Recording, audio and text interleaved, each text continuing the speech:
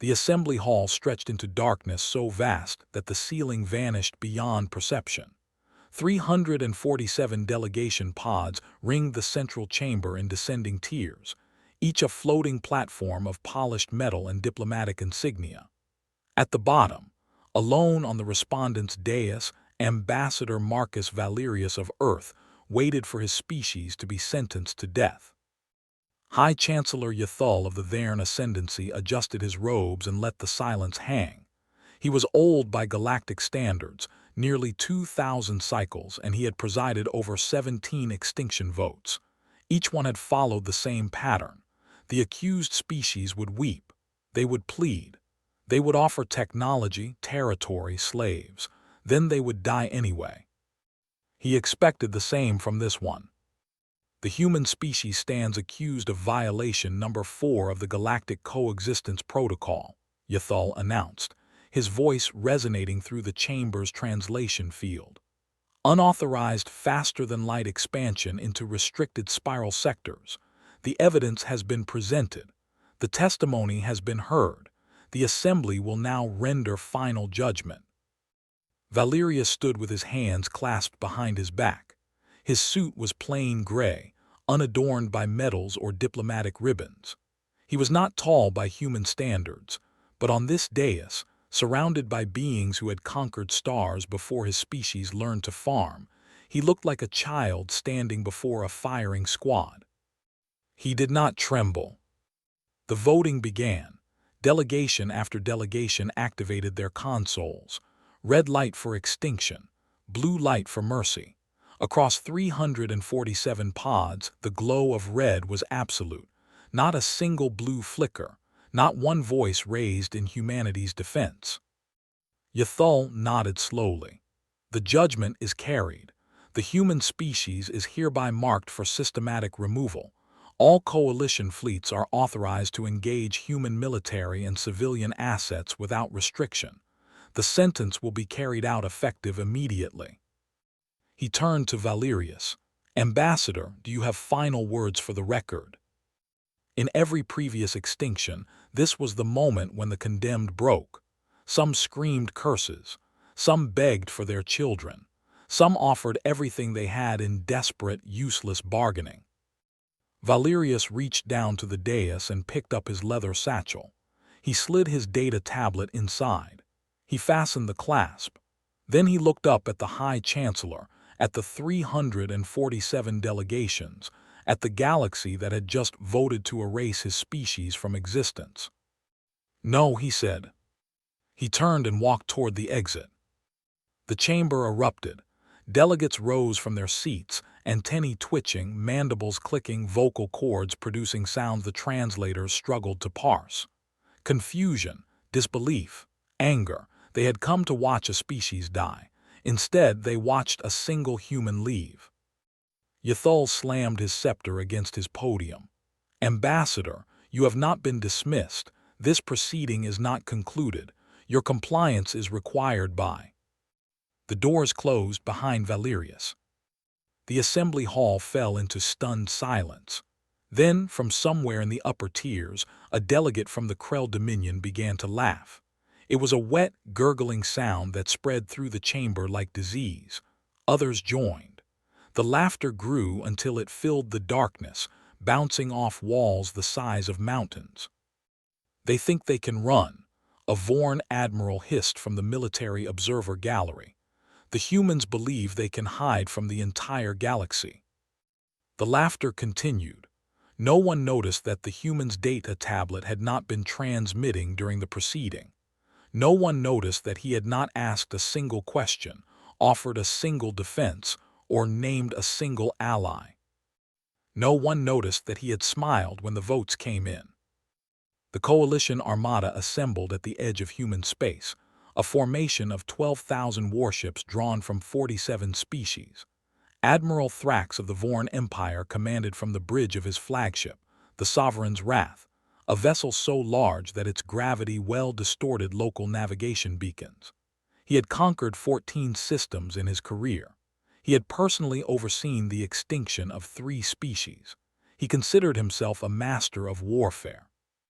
He had never encountered an enemy who refused to fight. "Report," he growled at his sensor officer.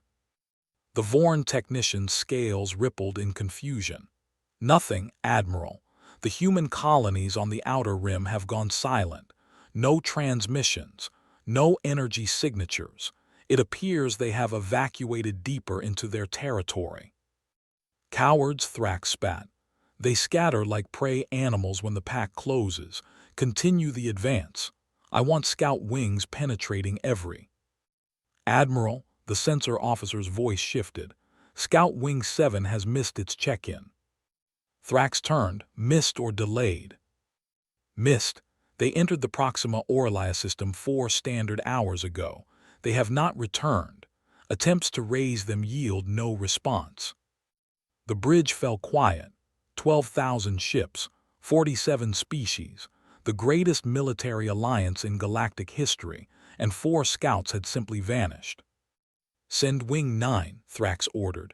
"Full combat load. I want confirmation within the hour." The hour passed. Wing 9 did not return.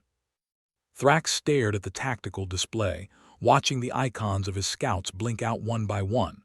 First 4, then 12, then an entire destroyer squadron sent to investigate a seemingly abandoned human outpost. The icons didn't flash red with damage reports. They didn't send distress calls. They simply ceased to exist, as if the darkness itself had swallowed them. "What are they using?" Thrax demanded.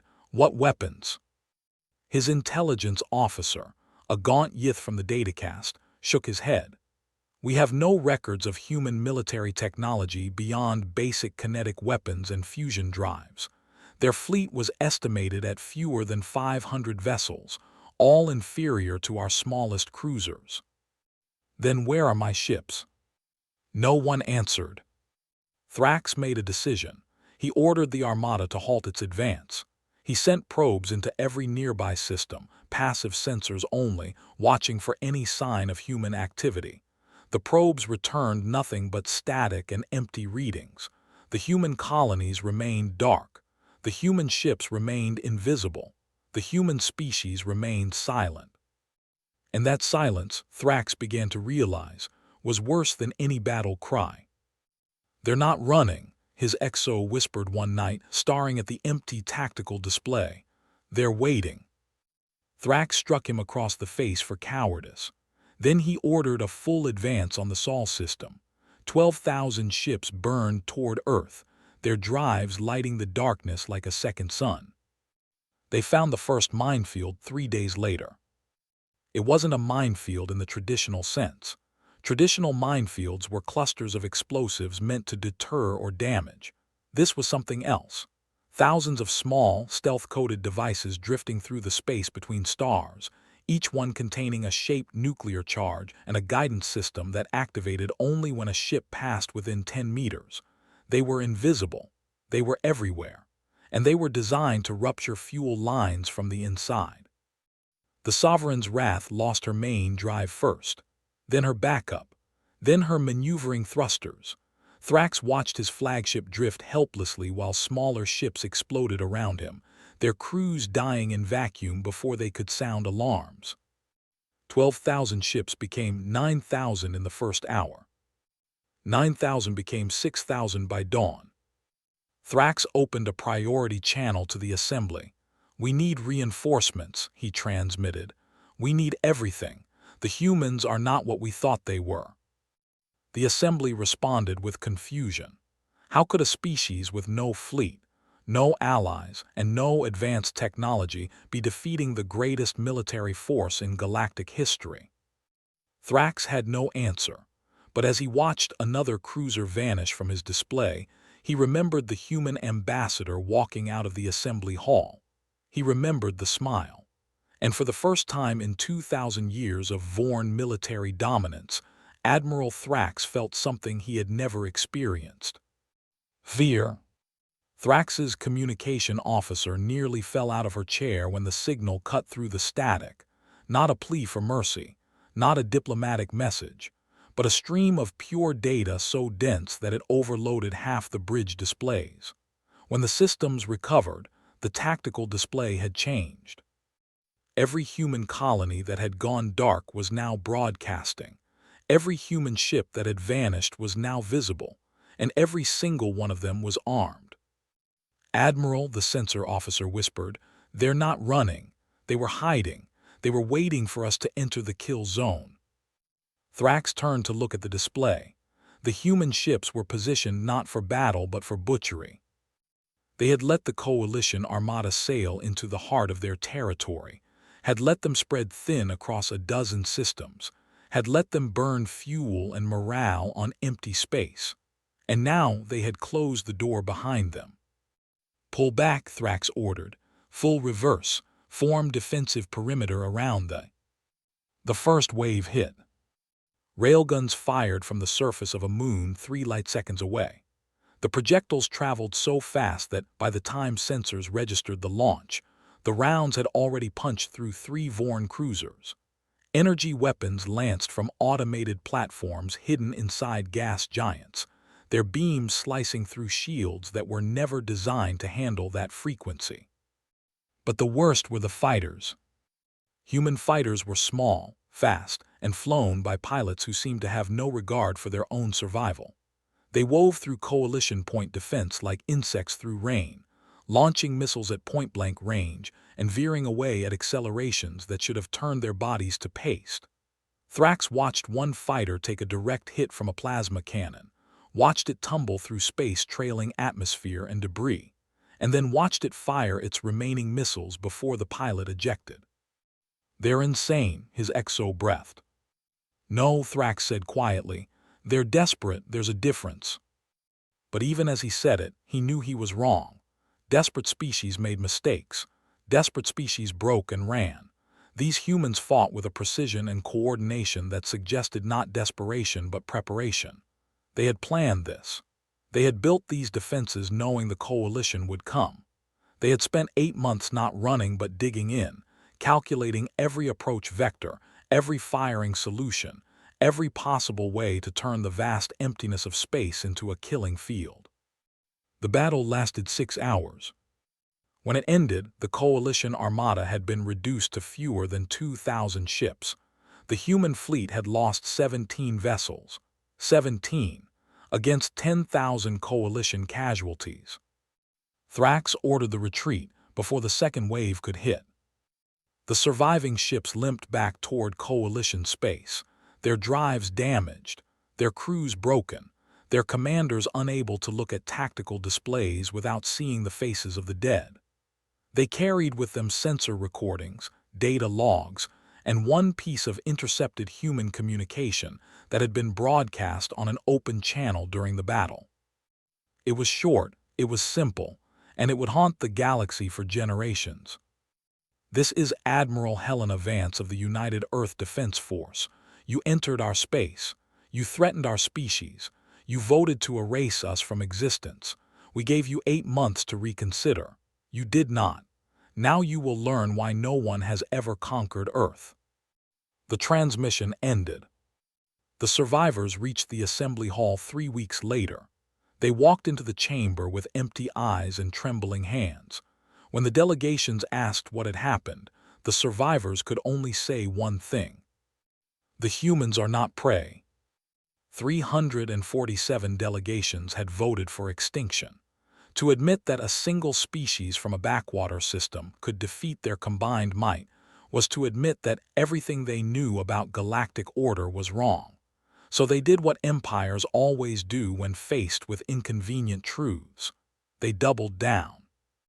"The first assault failed because we underestimated their defenses," declared Supreme Commander Vex of the Krell Dominion.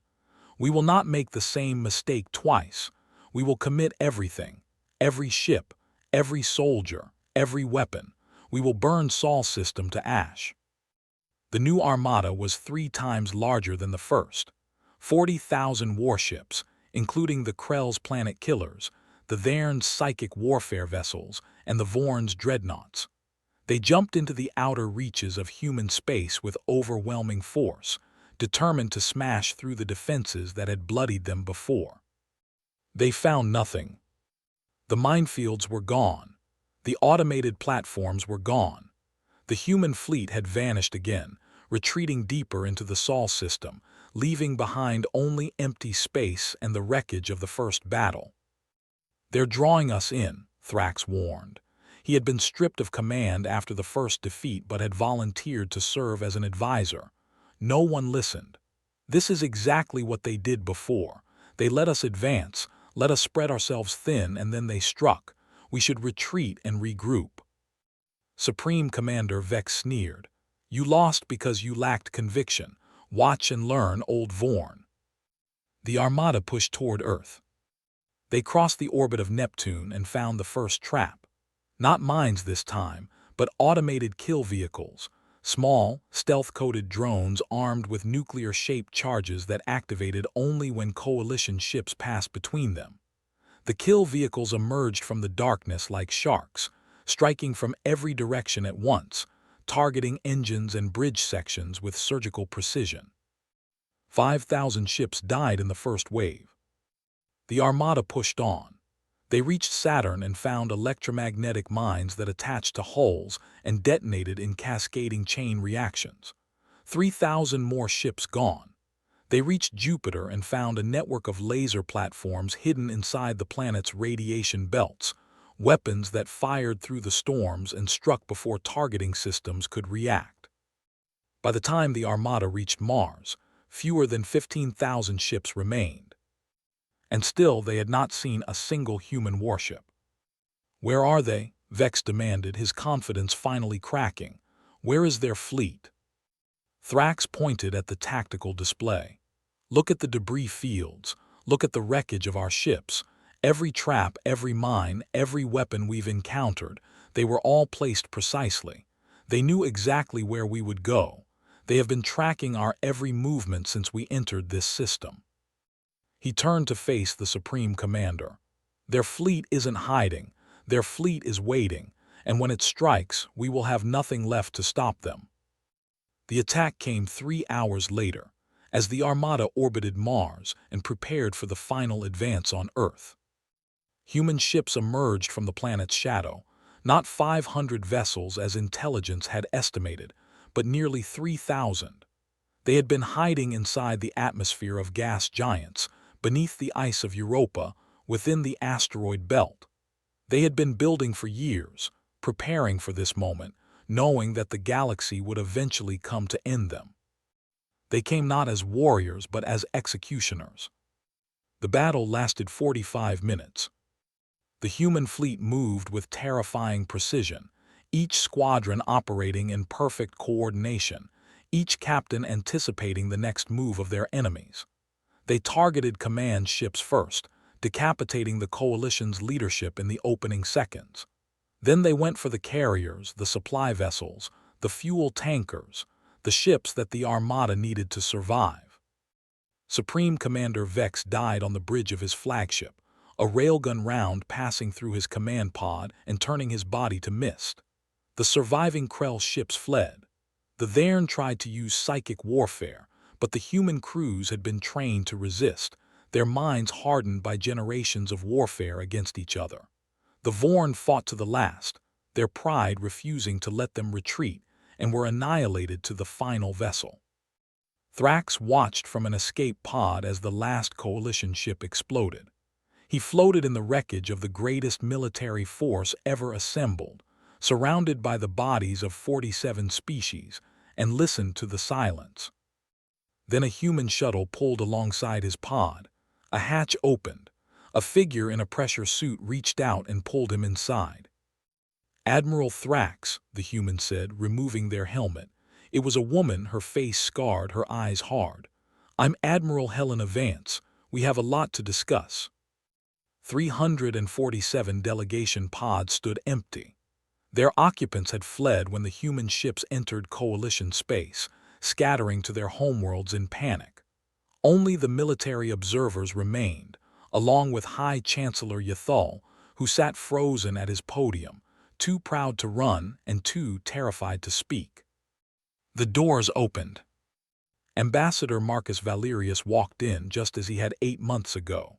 Same gray suit, same leather satchel, same calm expression. Behind him walked Admiral Helena Vance, her uniform still stained with the residue of battle. Behind them, displayed on the ceiling hollows for the entire galaxy to see, were live feeds from 47 coalition homeworlds. Human ships orbited every capital. Not weapons of mass destruction. No planet killers, no orbital bombardments, no terror weapons. Instead, the human ships had positioned themselves over power grids, communication arrays, government centers, and military command posts. They could disable a civilization without destroying a single building. They could erase governments without shedding a drop of blood. And everyone in the assembly hall knew it. Valerius stopped at the respondent's dais. He placed his satchel on the floor. He looked up at High Chancellor Yathul, at the empty pods, at the terrified observers in the gallery. "I believe," he said, "that we have some unfinished business." Yathul's mouth worked soundlessly. His translator emitted a series of clicks and whines that resolved into words. You cannot do this. You are a single species, a single world. The Assembly will never accept." "The Assembly," Valerius interrupted, "voted to exterminate my species. The Assembly sent 40,000 warships to burn my homeworld. The Assembly does not get to tell me what I can and cannot do." He turned to face the ceiling hollows, speaking now to the leaders of every coalition species, watching from their homeworlds in terror. "You wanted to know what humans are," he said. "You saw us as a primitive species, barely worthy of your attention. You voted to erase us because we expanded into territory you considered yours. You never asked why we expanded. You never asked what drove us to the stars. You simply judged and sentenced." He paused, the silence stretched. "We expanded because we had to. Our world is dying, not from war or plague or any enemy you can fight. It is dying from age, from the slow decay of its magnetic field, from the radiation that seeps through the atmosphere and poisons our children. We have 200 years before Earth becomes uninhabitable, 200 years to find a new home or watch our species end." The delegations shifted. Some of them had not known this. Some of them had not bothered to learn. "We asked for help," Valerius continued. "We sent envoys to every species in this assembly. We offered trade. We offered technology. We offered alliances, and you turned us away. You told us our problem was not your concern, so we expanded into empty systems, systems no one was using, systems that could have saved our children, and you voted to kill us for it." He picked up his satchel. He removed a data tablet and placed it on the dais. "This is our proposal. Every species that voted for extinction will cede one habitable system to human resettlement. Not your homeworlds, not your colonies. Systems you claimed but never developed, systems sitting empty while my people die. In return, we will leave your borders. We will share our medical technology, which is better than yours in ways you cannot imagine. And we will forget that you tried to exterminate us." High Chancellor Yathul found his voice. "And if we refuse?" Valerius smiled. It was not a warm smile. It was the smile of a species that had looked into the abyss and decided to jump. "Then we will take what we need, and this time we won't bother asking. Not through war. The humans had already won that. Not through diplomacy. The humans had rejected the Assembly's authority. The fracture happened because the humans had spent 8 months learning every secret the coalition species had ever tried to hide. Financial records, military vulnerabilities, political scandals, genetic weaknesses. The humans had infiltrated every government, every corporation, every intelligence agency. They had built a web of leverage so complete that to move against Earth was to lose everything. The Krell Dominion was the first to break. Their economy had been hollowed out by centuries of corruption, and the humans had the receipts, every embezzled credit, every murdered rival, every deal made with species the Krell claimed to despise. The human ambassadors didn't threaten. They simply offered to share the files with the Krell public if the Dominion refused to cede the required systems. The Krell ceded 5 worlds within a week. The Thern ascendancy was next. Their psychic abilities had been their greatest weapon, but the humans had discovered the truth. Thern telepathy caused neurological damage to non-Thern species, damage the Thern had hidden for millennia. When human negotiators presented the medical data, the Thern faced a choice: cede territory or face genocide charges from the species they had secretly crippled. They chose to cede.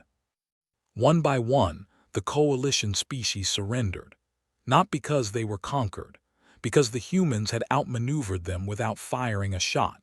The war had been won not in space but in boardrooms, data archives, and the quiet spaces where secrets are kept.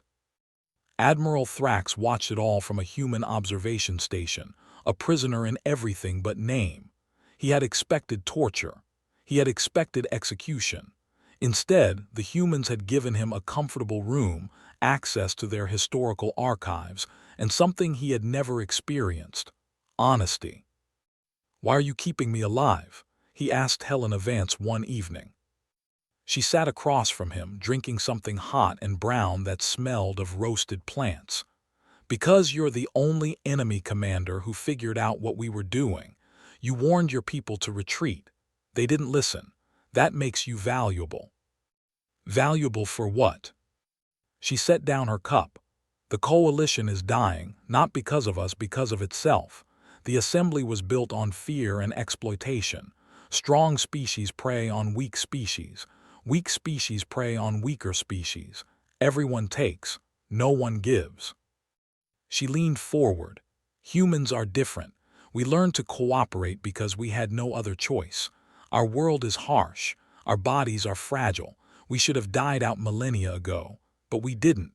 Because we learned that the only way to survive is to trust each other, to share, to build together." Thrax stared at her. "You want me to help you replace the assembly?" "No," she said. "We want you to help us replace the galaxy's entire way of thinking." The last species to surrender was the Vorn Empire. Not because they were the strongest. They had lost their entire armada in the Sol system. They surrendered because the humans offered them something no one else had ever offered: a way out. "Your empire is dying," Valerius told the Vorn Council. "Your birth rates are collapsing.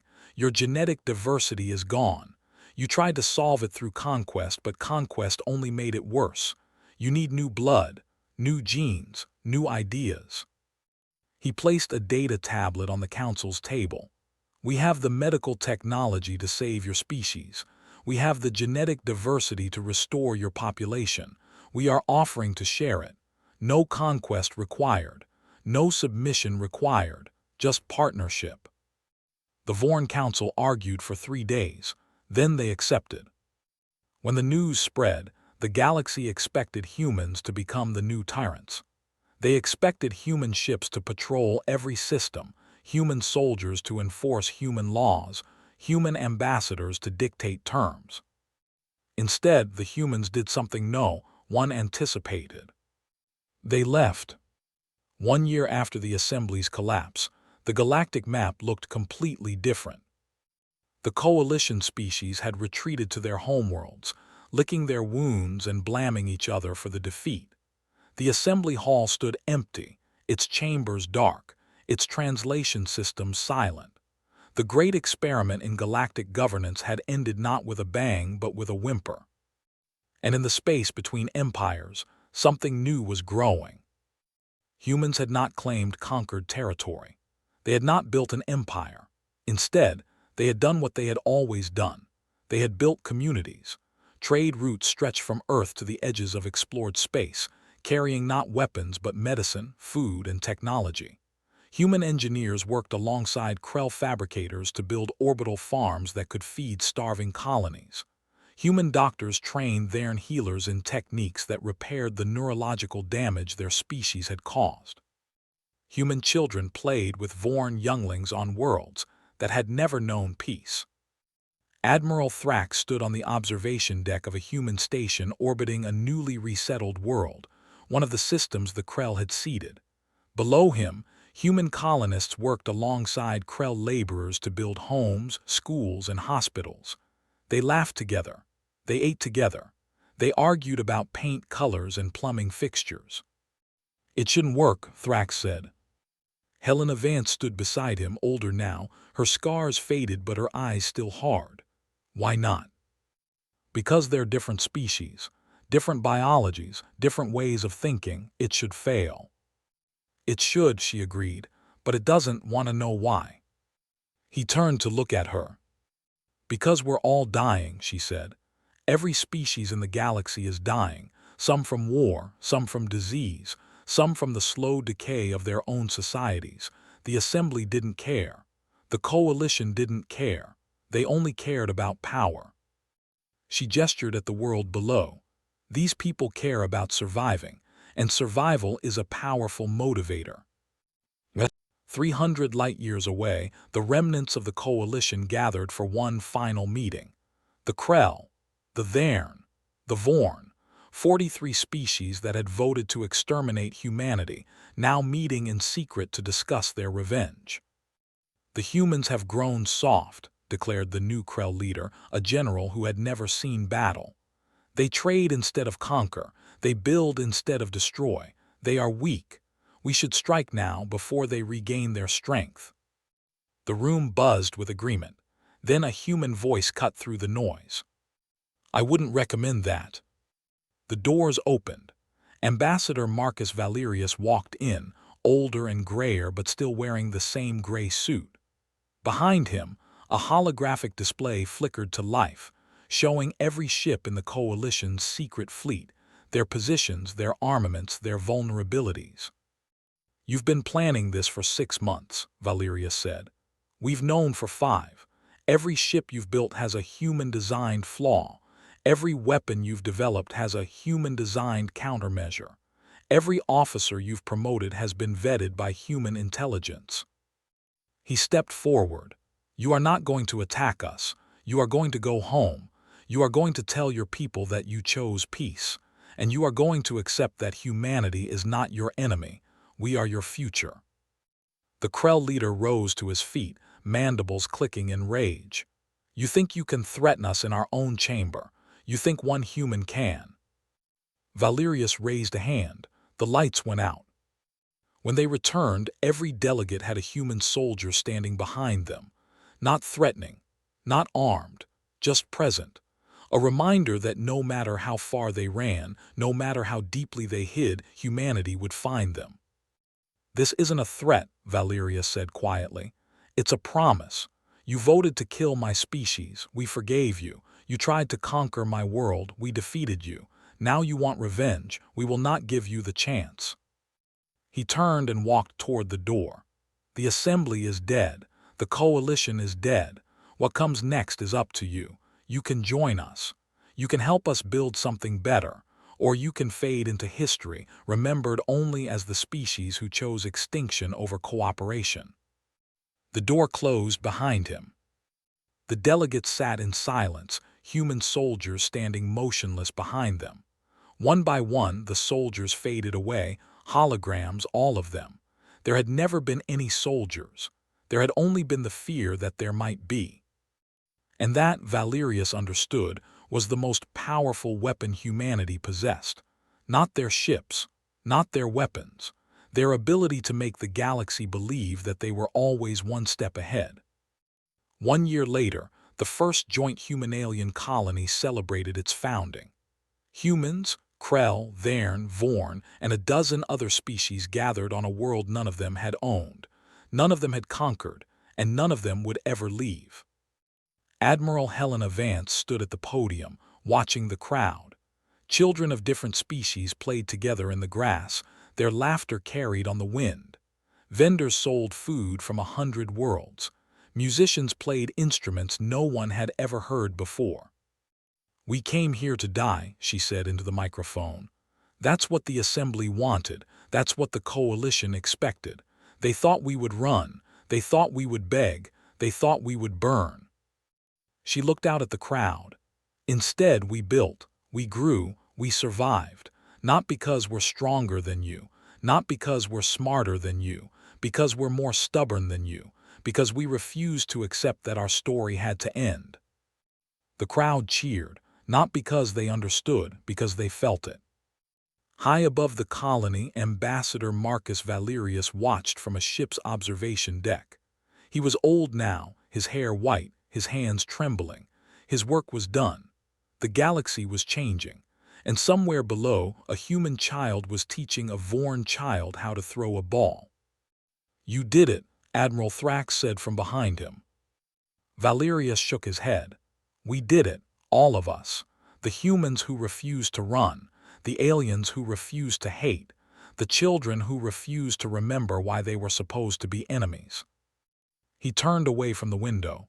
"The galaxy will always fear us. That's fine. Fear is useful. Fear keeps the peace. But one day the fear will fade, and what's left will be something better." Thrax tilted his head. "What's that?" Valerius smiled. "Respect."